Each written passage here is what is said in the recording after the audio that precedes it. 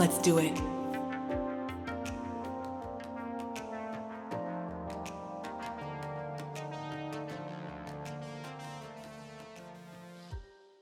Greetings, welcome to Golden Sessions with doc.PEACE on KNSJ 89.1 FM. I'm your host, doc.PEACE, doctor of pharmacy, transformational rhythmic speaker, and business coach.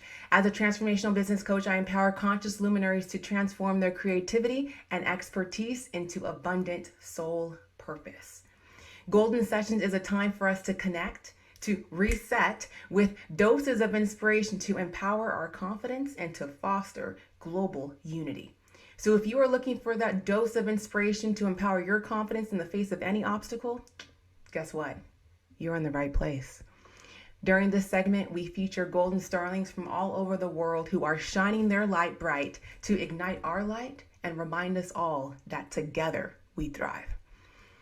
Today we have an incredible guest with us, Jason Moralez. Jason is a single father with 17 years of experience in higher technology. He's an Ethereum cryptocurrency miner and NFT artist who is in the process of integrating his company and other pieces of his original work outside of art into NFTs. Welcome, Jason. Thanks for having me on. I appreciate it. You're so very welcome. Let's get into it because I'm sure a lot of our listeners are wondering, what is an NFT? But before we dive into that, I'm curious, how did you get into this space? Okay, so originally, I've been mining cryptocurrency since about 2013, off and on, and trading cryptocurrency also. Last year, when like the stock market went down, cryptocurrency also had like a very giant dip. So I felt it was highly opportunist to put a lot of my efforts, instead of being just in stocks or stock options, over to cryptocurrency. And cryptocurrency actually has a bunch of different areas that you can navigate through that could provide passive income. And I started running into NFTs, which is a non-fungible token.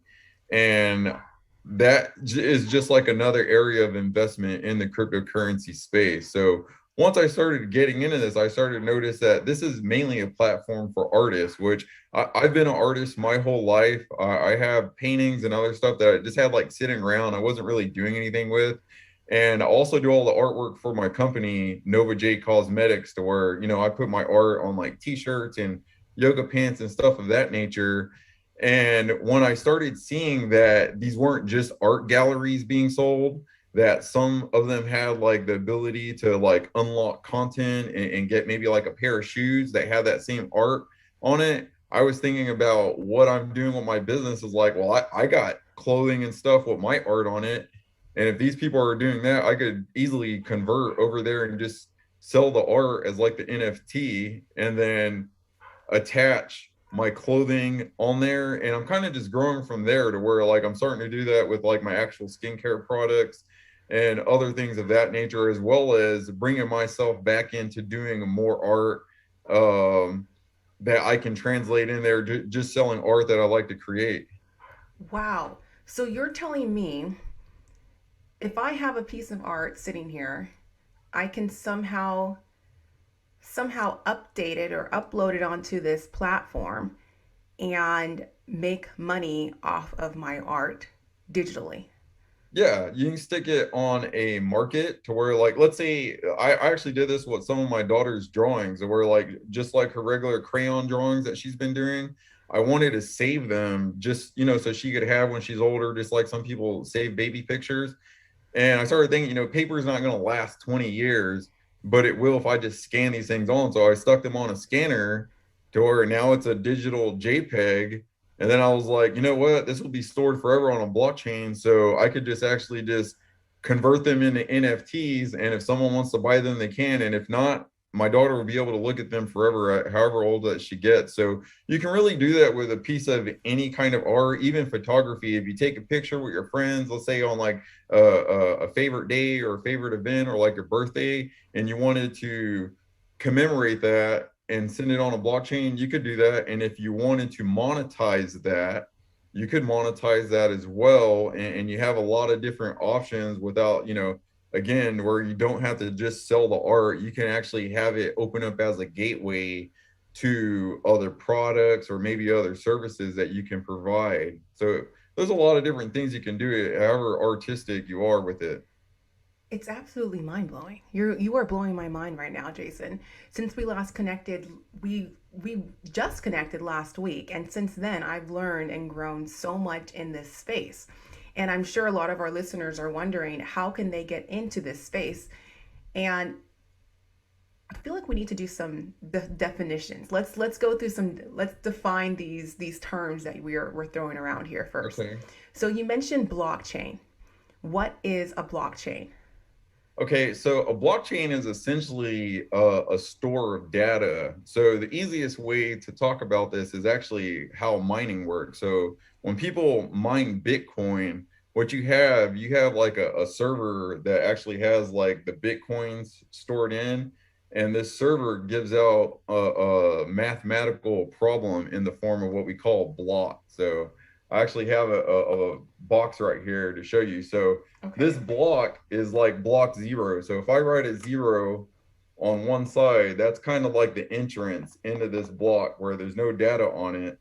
Now, all these miners who are trying to mine and solve this mathematical equation, when they solve it within a specific time frame, they get rewarded in a form of cryptocurrency, which is Bitcoin. And at the end of this block, it'll have all the data from like how many miners were in there mining, what the time was, and things of that nature.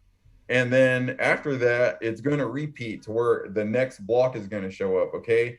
And whenever this block starts, it's going to have the same information that was on the previous block. So they'll actually tie together like a chain, and that's why they call it a blockchain, because the data from the previous block records at the beginning point of the next block, and it's just a continuous cycle.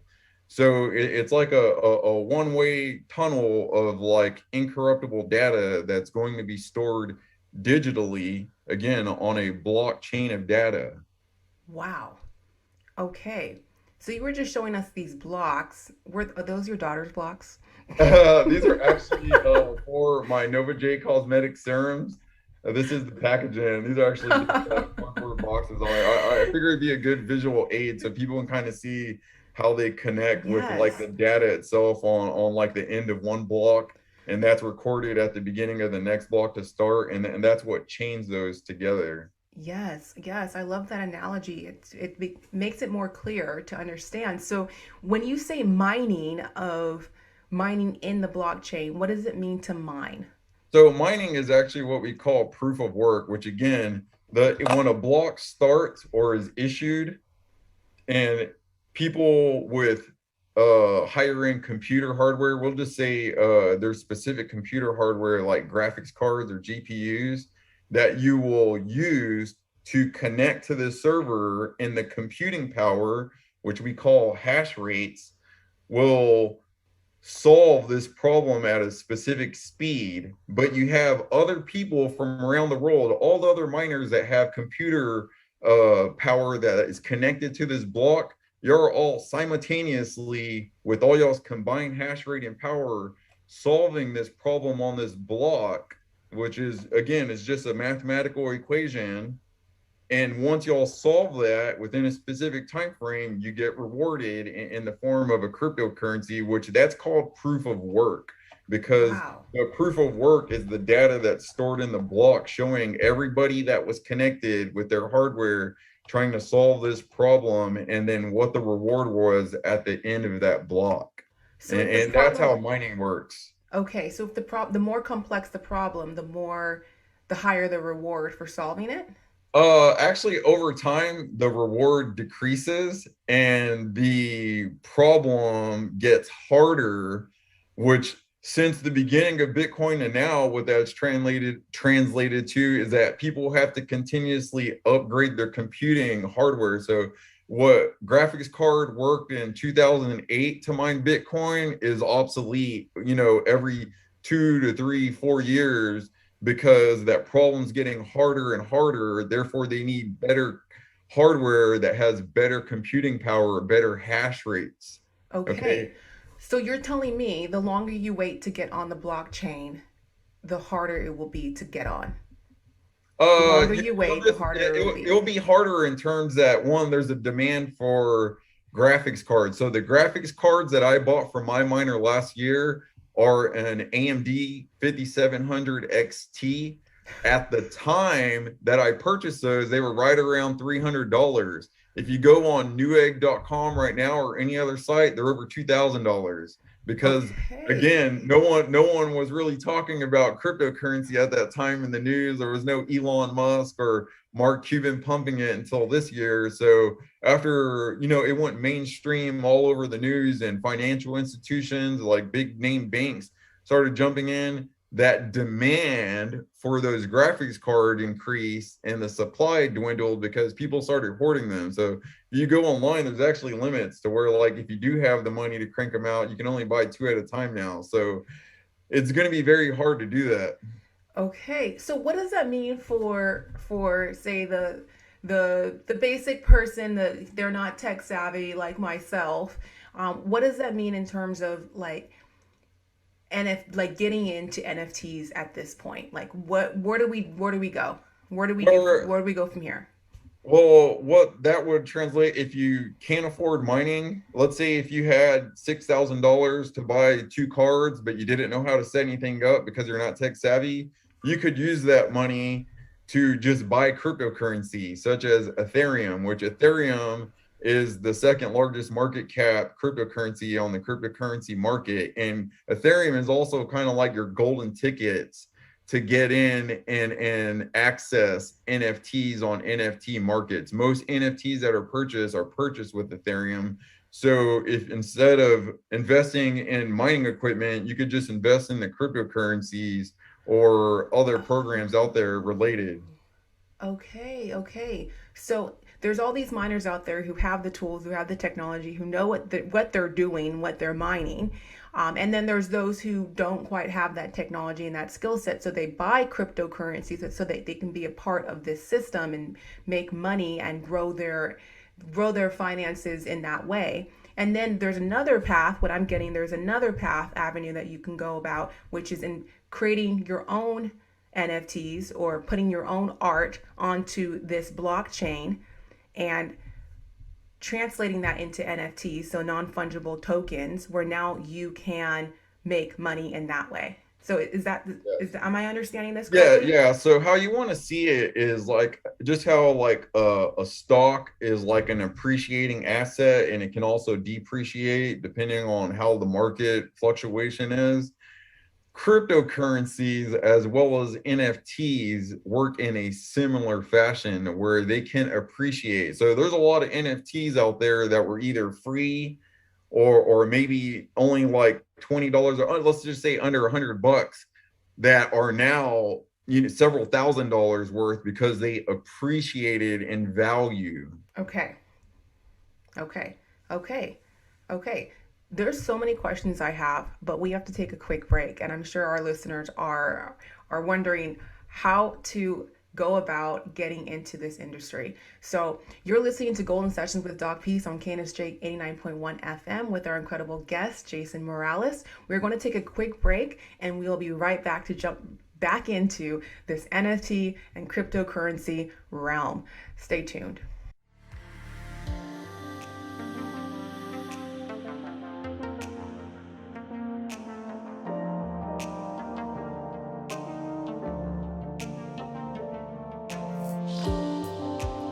Let's do it.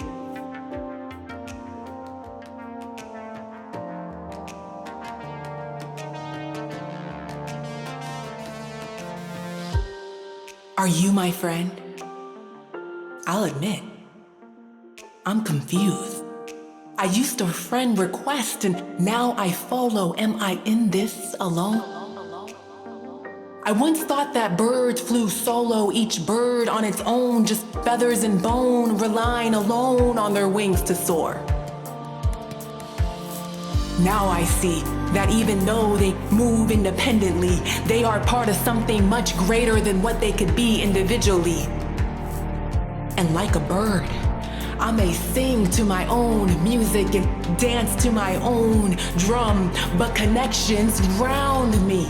reminding me that I am not alone. My purpose is greater than me, myself, or I. I once believed that whether or not I chose to use my gifts was my prerogative. But does bearing my talents do you or I any good? Pardon my mind delay. Sometimes I may need to remind my mind what it's capable of. Jog myself from doubt to a confident state. See, I am not alone, my friend. And neither are you. I see you. We are in this flock together for the better, and together we thrive. Together we thrive.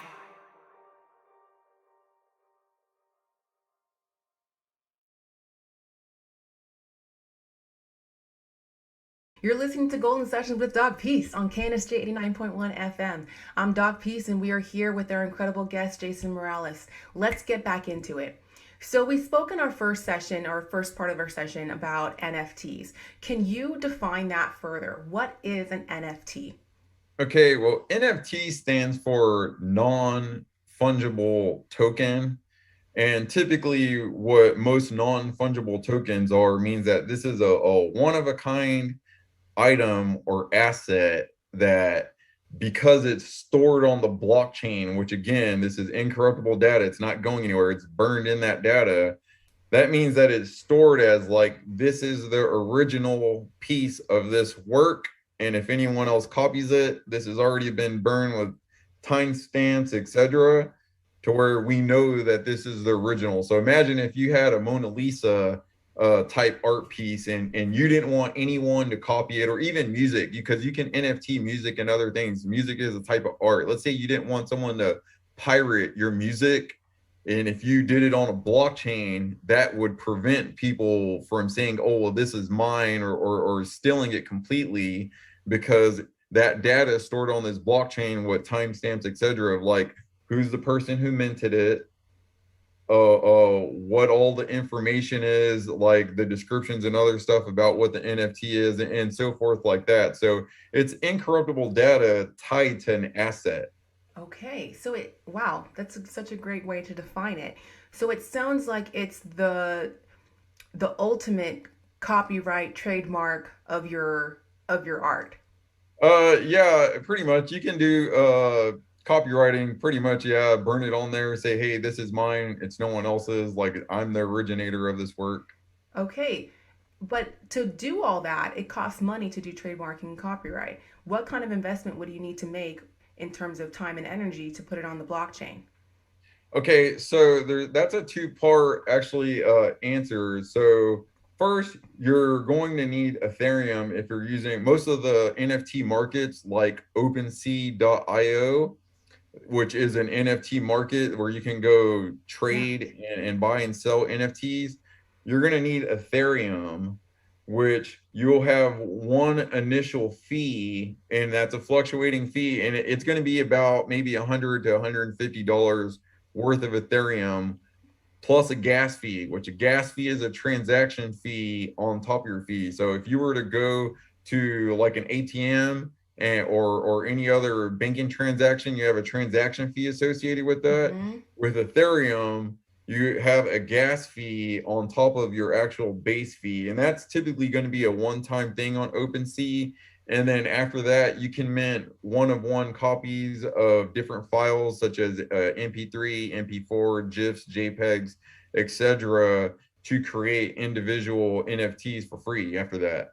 Okay, so it's just a one-time fee. It's not just once a year or No, it's it's a one one it's a time. one-time fee. You initiate your account saying, "Hey, I want to be a creator of NFTs." It'll walk you through the process of to pay for it with Ethereum, and then after that, it's all on you to do the work. Okay, okay. And so you mentioned these gas fees. How do gas fees correlate with NFT and cryptocurrency? Okay, so a lot of different cryptocurrencies, again, they have gas fees associated with them. So if I use Ethereum, and let's say I want to send Ethereum from my cryptocurrency wallet to your cryptocurrency wallet, it's going to cost a gas fee, which again is a transaction fee. So that gas fee is a fluctuating fee depending on the time of day and what day of the week, as well as how much congestion is in the market. So if there's a lot of people buying a bunch of Ethereum and they're all trading Ethereum and trading NFTs, which use Ethereum, there might be a spike in gas fees. So there's a fluctuation with this transaction fee that's associated of sending Ethereum from one person to another person, or buying an NFT, or even trading cryptocurrency. So if I wanted to trade Ethereum for another completely different cryptocurrency, there would be a gas fee associated with that. Okay. And when you say gas fee, is this the fee that we see when we drive past Shell or we drive past Chevron? Is that it? How do It you could know be what fee? similar. How do It you could be track these gas similar. It could fees? be similar. So whenever you actually uh use what we call a smart contract, which is going to be like what you initiate your transaction with, it'll tell you what your gas or recommended gas fee should be at that current time to make your transaction go through. But there's also other resources online. Like if you were to do a Google search and just type in Ethereum gas, there would be a lot of resources which we use as tools, some of which will give you data based off like the past 2 weeks, what the gas fees were by hour. So every hour of every day, it'll tell you what that gas fee was during that hour, and then it'll give you an average to where you can forecast and plan, okay, this will be the cheapest time of this day, or this time of the week, and this is when I'm going to do my Ethereum transactions. And then there's also other tools that will give you like the up to date, like at this second, this is what the gas fee is. So you can use these tools and resources, which I actually made a video on this last night on my YouTube channel, Nova Jade NFT and cryptocurrency. And it explains exactly how to use these tools in correlation to make sure that you get the cheapest gas fees possible while you're doing your Ethereum trades. Okay, okay. So that's where it plays that role. It's anytime you trade with Ethereum specifically, or other forms of trade. There's several other cryptocurrencies Mm-hmm. that use transaction fees. Mm-hmm. Some of them actually have their own side cryptocurrency, like VeChain has another cryptocurrency called VeThor, and VeThor is the gas fee. And the great thing about that, VeChain, if you hold VeChain every day, you'll get airdropped a small amount of VeThor. So that VeThor you're getting for free, and then you can also use it for gas to do all your transactions too. So it just depends on what cryptocurrency you're in, and if you're using different NFT markets. Some NFT markets don't use Ethereum because the gas fees. They're everyone's just trying to work their way around and provide their own solution for this. Okay, so bottom line, anytime if you are using Ethereum, anytime that you make a transaction, or even the first time you get into that space, so the first time you make your OpenSea.io account, you want to check this gas fee to make sure that you're paying the Yeah, lowest you want to amount, make that sure you're lowest fee. using online tools and resources that can help you forecast, as well as tell you what the current gas rate is. And what that is you just trying to be very efficient with like your Ethereum, to where like you're not paying too much if you don't have to. Okay, okay, that makes sense. Okay, so I understand the reason why this whole cryptocurrency space is getting bigger and bigger. It's growing exponentially from my understanding, is because it's governed by the people. So can you go into more of that and what this whole DAO is and how this community and space works? Okay, so what a DAO is, DAO, actually is an acronym for decentralized autonomous organization. And to break that down, what that means is that you have community projects, whether it's behind cryptocurrencies or NFT space or even decentralized finance, to where there's not a president who's the sole decider of what direction this is going or what kind of decisions they're going to make for these projects. It's actually a community decision. So in cryptocurrency, if there's a DAO for a cryptocurrency project, if you're a holder of a specific cryptocurrency that has their own DAO, that gives you kind of like a hand in with your vote during the times that they're like, hey, like we have a direction we might want to turn our blockchain company into, but we want the community to decide. And then everybody who's has an asset on that blockchain, whether it's cryptocurrencies or NFTs, they have their own say in voting on the direction that everything is going to go. So you don't have to worry about just one president or just a small group of board members deciding, and like the community doesn't want these things. Everybody who is involved has a say. Plus, a good thing about DAOs, like there is a NFT project, Dead Devil Society, that I actually like because their DAO has people vote for different artists that they want to support and do collaborations for. So let's say if you are an artist and I was like, hey, to the boss of Dead Devil Society, like this artist is really good, she has good work, this is her background, and if he looked at your work, he could bring it in and tell the rest of the community and be like, hey, like do y'all want this artist to do collaborative work with us and stuff, and then the whole community can go ahead and put their votes in and give a yay or nay rather than just his sole decision. Whew, I love this. So it sounds like this is a co-creative space. And I don't know if you know this, but co-creation is my love language. So this is incredible. I absolutely love this. Being a spoken word artist, like this is why I'm so drawn into this NFT space. So for those of you listening, if you're an artist of any type, this sounds like something that we should all go into, this community where we can all grow and thrive together. So I'm really excited to learn more about this space. I'm going to ask one more question, and I think that's going to be the end of our time for today. I keep hearing this term DeFi. What does that mean? DeFi is decentralized finance. So decentralized is kind of the same way. Anytime most cryptocurrency blockchains and NFT programs are decentralized, which fit into what a DAO is, to where there's not one person in charge. Okay, there's not like a president or anyone. Everything is very community based. Yes. DeFi programs that most people are familiar with are something like staking. So imagine if you had a banking savings account, how that can accrue interest or return of interest as the time you hold in there. With fiat money, that's usually like 0.01% or something. But on DeFi staking, if you lock your cryptocurrency in a staking program, which is like a savings account, some of these ROIs can be anywhere from like 10%, 20%, some of them a couple 100%. Wow. So your return of interest can be a lot bigger, and it is also determined by the community interaction of what the benefit is going to be on decentralized finance, because again, everything's community driven, not just from the top. Wow, that's so incredible. So good, Jason. You have given us so much insight into this space of NFTs and cryptocurrency. Thank you so much for being here with us. It's pleasure's all mine. How can we connect with you further?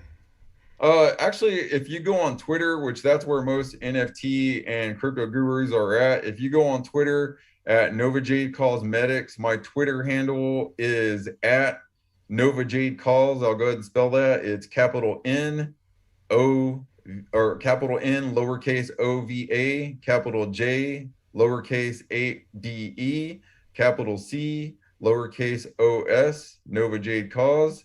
And you can send me a DM or anything, and we can connect there and talk more. Nova Jade Cause. Yes, let's tweet it. Let's tweet our way into this NFT space. Let's go. You're listening to Golden Sessions with doc.PEACE on KNSJ 89.1 FM. That concludes today's session with the incredible Jason Moralez. Make sure to hit him up, connect with him on Twitter. Thank you for joining us today. I hope you got that dose of inspiration you were welcoming, and the priceless reminder that you are indeed gold. You have so much value to bring, and we all are. Let's do it. We all do. And together we thrive. I'm doc.PEACE. Shine on.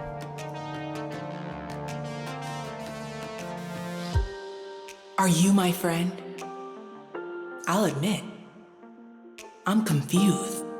I used to friend request and now I follow. Am I in this alone? I once thought that birds flew solo, each bird on its own, just feathers and bone, relying alone on their wings to soar.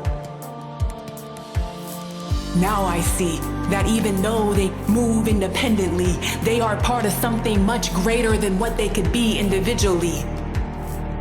And like a bird, I may sing to my own music and dance to my own drum, but connections round me, reminding me that I am not alone. My purpose is greater than me, myself, or I. I once believed that whether or not I chose to use my gifts was my prerogative. But does bearing my talents do you or I any good?